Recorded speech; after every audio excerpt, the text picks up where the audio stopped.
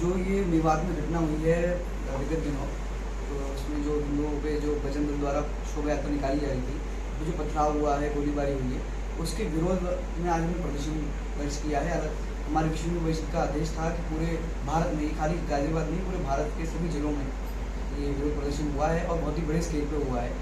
तो ये आज हमने इसका जो हमें एक हमारा संदेश ये था कि अगर हिंदुओं के ऊपर अगर लगातार इस तरीके से आक्रमण होंगे तो उसका पूर्ण तरीके से उनको जवाब दिया जाएगा और शासन प्रशासन की पूरी मदद दी जाएगी उसमें, और अभी उनको चुप रहने वाले में से नहीं है। जिस तरीके से हमारे देश की कानून व्यवस्था है, वहाँ की प्रदेश सरकार और केंद्र सरकार इस पर जांच करा रही है, तो आपको क्या थोड़ा सा सब्र नहीं करना चाहिए कि अगर सभी एजेंसियां जांच कर रही हैं तो उसके बाद कुछ कार्य नहीं? देखिए, सरकारी गतिविधि जो है, सरकारी कार्रवाई है, वो तो चलती ही रहेगी, पर जो संगठन का आज से नहीं, संगठन 60 सालों से समाज के समर्पित है, तो ये चीज़ें आज पहली बार नहीं, बहुत सालों से देखने को मिल रही हैं।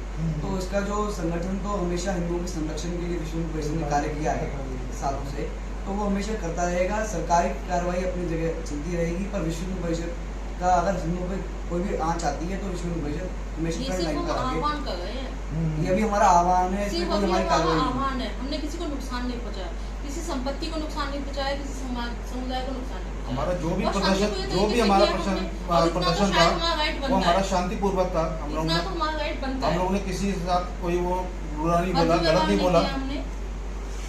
और सबसे बड़ी बात तो हमारी ये है कि आप जो कह रहे हैं कि जो शासन प्रशासन ने किया, सर अगर यही घटना आज यूपी में हुई थी तो हमको मालूम है कि हमारे जो माननीय मुख्यमंत्री योगी जी हैं 24 घंटे में उन्होंने फैसला कर दिया होता। तो वहाँ पे तो मुख्यमंत्री बीजेपी गई है, खट्टर जी हैं। सर ऐसा है कि अगर वहाँ पर हरियाणा में अगर बुलडोजर कम पड़ रहे हैं तो मुख्यमंत्री जी योगी जी से बात कर लें, यूपी से बुलडोजर वहाँ पर भेज दिए जाएंगे। देश के हर कोने में ऐसे योगी जी डबल इंजन की सरकार चल रही है आपकी, केंद्र में भी है और वहाँ पे भी हरियाणा में। तो फिर किस बात की शंका है आपको? हर आदमी का जो डबल इंजन सरकार बोल रहे हैं, सरकार हर एक आम जनता तक नहीं पहुँच पाती है, आम जनता तक सरकार नहीं पहुँच पाती है। आगे आपके माध्यम तो आप ही हो गए ना। आगे आपके क्या कदम रहेंगे? आगे अब देखिए, हमने अपना विरोध प्रदर्शन दर्ज किया है। अगर इस तरीके से आगे कोई भी वहाँ घटना होती है या पूरे भारत में कहीं भी होती है तो अब की बात कठोर कार्रवाई करी जाएगी उनके ऊपर, और जैसे संगठन का आदेश होगा उस तरीके से कार्यकर्ता हमेशा समर्पित हैं। आधी रात को भी अगर जरूरत पड़ती है तो सभी लोग। अच्छा, वह जान माल का जो नुकसान हुआ है और उसमें भी काफ़ी लोग मतलब जलाया भी गया वहाँ के सामान, करोड़ों रुपए का नुकसान है। क्या चाहते हैं आप उसमें कि सरकार भरपाई करे? जो अपील है सरकार से, ये अपील है कि जो देखिए जो जाने चली गई वो तो उनका तो कोई वो है ही नहीं, मुआवजा दिया जाता है। हाँ, मुआवजा दिया जाता है, तो मुआवजा तो खैर दिया जाए, पर सबसे ज़्यादा जो हमारी अपील वही रहेगी कि जो उसमें दोषी हैं उनके ऊपर सख्त से सख्त कार्रवाई करी जाए, जिससे कि आगे वो 10 बार सोचें इस तरीके से हिंदू समाज के ऊपर कोई सीधी सी बात है कि शोभा यात्रा जो निकल रही है और आगे भी निकलती रहेगी। अगर इस तरीके के साथ किसी भी उसमें क्षेत्र में पथराव हो या कुछ भी कोई भी घटना होती है तो वो हम लोग बर्दाश्त नहीं करेंगे। उस घटना में हम लोग जो उसका प्रतिघात तो लेंगे। अच्छा सर, उसमें आप फांसी की मांग करते हैं? जो जी बिल्कुल फांसी की मांग करते हैं। ये देखिए, ये जो घटना थी ये सारी प्री प्लान थी, कोई एक दिन में घात लगाकर हमला माना जाए। हाँ, बिल्कुल, ये कोई एक दिन की घटना नहीं है कि आज सोचा और कल सारी चीज़ों को हो गया। तो इसी तरीके से अगर हम तो देखिए, वही मैं अपनी बात दोबारा दोहराऊंगा कि जो लोग चले गए उनकी तो कोई वही नहीं है। और सबसे बड़ी बात जो मुआवजा वगैरह है ये तो सरकार की तरफ से रहता ही है, पर सबसे ज़्यादा ये जो दोषी करा रहे हैं उनको फांसी मिलनी चाहिए। आगे घटना ऐसी ना घटी है। हाँ, ऐसी आगे घटना ना, बिल्कुल कि जो और समाज जो विधर्मी समाज है जिससे कि आगे 10 बार इसको सोचे। जब हिंदू लोग संविधान का पालन कर सकते हैं तो उनको हमारा संविधान के पालन करने में उनको दिक्कत क्या है? तो कानूनों को नहीं मान रहे तो देशद्रोही हैं। जी सीधी सी बात है, वो देशद्रोही में ही आते हैं। कानून है किस लिए देश में कानून है किस लिए? क्या अपील करना चाहेंगे सरकार से? कभी हिंदू संगठन या कोई भी संगठन आप देख लीजिए, आज से चाहे राष्ट्रीय स्वयंसेवक संघ हो चाहे विश्व हिंदू परिषद हो, विश्व हिंदू परिषद 60 सालों से कार्य करता है। आज तो कोई भी कार्य संविधान के विरुद्ध जाके नहीं किया गया है। मांग क्या रखेंगे आप सरकार की? मांग ये रखेंगे, सबसे पहले तो जो दोषी हैं इसमें सबसे ज्यादा सख्त से कार्रवाई होने के खिलाफ, और आगे जो हमारे जो जैसे सरकार करती भी है, जो विश्व हिंदू परिषद जैसे संगठन है उनका शासन उनका सरकार से हमारी ये भी मांग रहेगी, जितने भी 150-200 गाड़ियाँ जो संपत्ति का नुकसान हुआ है और जो लोग उसके दोषी हैं उनसे करबद्ध तरीके से वसूला जाए जिनका जान का मतलब माल का नुकसान हुआ है, और जिन लोगों ने अपनी जानें गंवाई है, 5 लोगों की उसमें उस दंगे में जो है 6 हो गए हुए, तो 6 लोगों ने अभी तक जानें गंवा दी है। उनको मुआवजा दे सरकार, और जो ये दंगाई थे उनके खिलाफ सख्त से सख्त कार्रवाई करी जाए। विश्व हिंदू परिषद 1964 में इसकी स्थापना हुई, और हमारे आगामी अगले वर्ष में जो है 60 वर्ष पूर्ण हो रहे हैं। तो इस प्रकार की यात्रा अभी हमारी और भी ज्यादा मात्रा में निकलती रहेगी।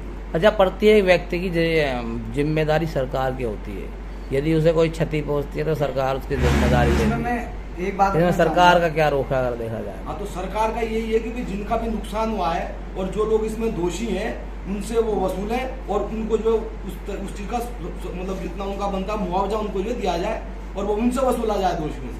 सबसे एक मेरी और जो हिंदू समाज के लिए ये अपील रहेगी कि हिंदू समाज ज़्यादा से ज़्यादा मंदिरों में, और हिंदू समाज अपने घर, ये ना जैसे हम देखते हैं सर्विस क्लास हो या कोई भी हो, हिंदू समाज कि जितने भी लोग हैं मंदिर जाने में बहुत किसी को समय नहीं है मंदिर जाने में, धार्मिक कार्यों में, तो हमारा समाज को भी जागरूक होने की और भी ज़्यादा जरूरत है। जागरूक हो, क्योंकि जब तक हम स्वयं जागरूक नहीं होंगे तब तक हम दूसरे से अपेक्षा नहीं कर सकते। तो जागरूकता आप कैसे मानते, पढ़ाई लिखाई से मानते हैं या मंदिर जाने से? जागरूकता ये है कि जब समाज पर बौद्धिक ज्ञान हो, जब तक हिंदू समाज पर एजुकेशन से आता है या कुछ नहीं होता है। धार्मिक?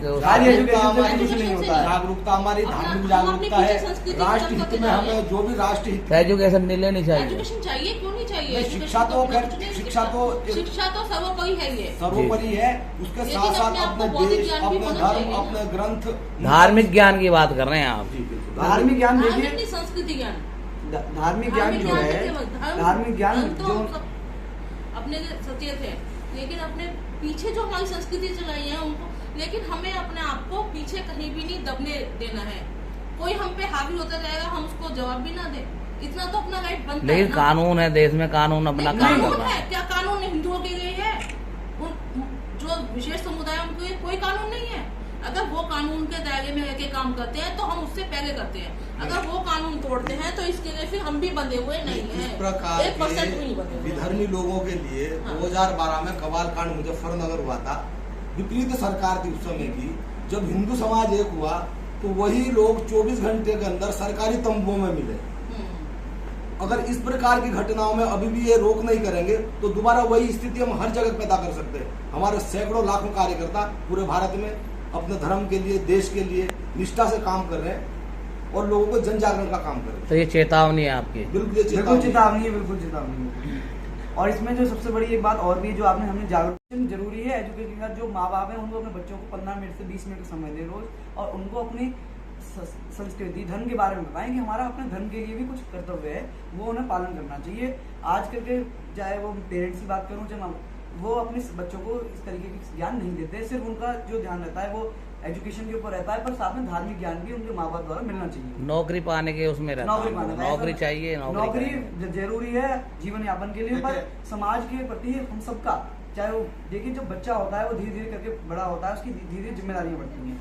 तो जिम्मेदारी परिवार के साथ साथ समाज के लिए भी बढ़ती है, परिवार के साथ समाज के साथ सामाजिक की भी दायित्व है उसके लिए। जिस तरह से अभी एकल परिवार है, छोटे छोटे परिवार हैं, माँ बाप दोनों कमाने वाले हैं, उस दौरान में आप ये चाहते हैं कि पेरेंट्स टाइम निकाले। पेरेंट्स किस तरह से? नहीं, पेरेंट्स टाइम मेरा पेरेंट्स टाइम ना निकाले, लेकिन कम से कम अगर वो नहीं कर सकते हैं तो जो आपकी गुरुकुल शिक्षा होती है, कुछ ऐसा है जो है जिसमें कि बच्चों को जो है अपने धर्म के बारे में अपने ज्ञान दिया जाता है, उसका भी सरकार अरेंजमेंट कर सकती है। वो तो परिवार की तरफ से मिलता ही है धर्म का ज्ञान। नहीं, परिवार की तरफ से नहीं मिलता। अभी बात हुई है एकल परिवार की। बहुत से बच्चे ऐसे हैं जो कि अपना परिवार, अपना ज्वाइंट फैमिली छोड़ करके वहाँ पर दिल्ली, मुंबई ऐसे बड़े महानगर में सबसे ज्यादा जिहाद है ना, जब जिहाद फैल गया है उसमें हिंदू लड़कियों को भी क्यों टारगेट किया जाता है? मुसलमानों के घर में अपनी बहन बेटियां नहीं है, उनके तो मामा फूफी के साथ शादियां हो जाती है, तो हिंदू लड़कियों को टारगेट क्यों किया जाता है? उस पर कानून भी बना है यूपी में। कानून को फॉलो करते हैं, जेल भी जाते हैं वो लोग। नहीं करते वो कानून को फॉलो, अगर फॉलो नहीं करते हैं जेल जाते हैं। इसमें बहुत ज्यादा कहीं ना कहीं हिंदुओं की खुद की कमजोरी है, जो लड़कियां मुहम्मद की तरफ अट्रैक्ट होती है, इस्लाम की तरफ अट्रैक्ट होती है। देखिए सिर्फ झूठ है, सिर्फ ये झूठ फैलाया जाता है। एक अभी पाकिस्तान चली गई इंडिया छोड़ के, अभी देखा होगा। फैलाया जाता है लड़कियों के सामने। वो तो पाकिस्तान से इंडिया आ गई है, उसका ये तो बोलिए ना। जो आज के उन टाइम बेटियों को, कोई भी उन बहनों को बच्चा बड़ा होता है, गुमराह किया जाता है, टारगेट किया जाता है। अपना नाम वो अब्दुल्ला बता करके कोई सुनील नाम बताएगा, कोई राहुल नाम बताएगा, गलावा लगाएगा, टिक्का लगाएगा, और उसको भी इस तरीके से वो फंसा करके बाद में जब वो पता चलता है तो तब तो कोई इस तरीके से दलदल में फंस आपने जाते कितने हैं। हिंदू को देखा है जो जालीदार टोपी लगा करके मुसलमान लड़कियों को फंसाते हैं? आप हमको एक हिंदू दिखा दिए जो जालीदार टोपी लगा के मुस्लिम मोहल्ले में रह रहा है और नाम बदल करके। लव जिहाद में लड़कियों को ही क्यों हिंदू को टारगेट किया जाता है? ये बताइए, मुसलमानी लड़की को किसी को टारगेट किया है लव जिहाद में? किसी हिंदू लड़के ने किसी मुसलमानी लड़के को जिहाद में फंसा के शादी करी है, निकाह किया है उसके साथ? ये तो अपनी स्वतंत्रता है, व्यक्ति कहाँ जा सकता है। स्वतंत्रता है, माँ बाप ऐसी तैसी में जाते हैं क्या फिर? ये व्यक्ति की अपना मामला है, शादी का कैसे मामला है? माँ बाप ने व्यक्तिगत 20 साल लड़की को पाला, 30 साल एक कबूतर आएगा उसको जाल में फंसा के उड़ा के ले जाएगा। आप ये भी तो सोचिए कि आखिर लड़कियां क्यों अट्रैक्ट होती हैं उस तरफ?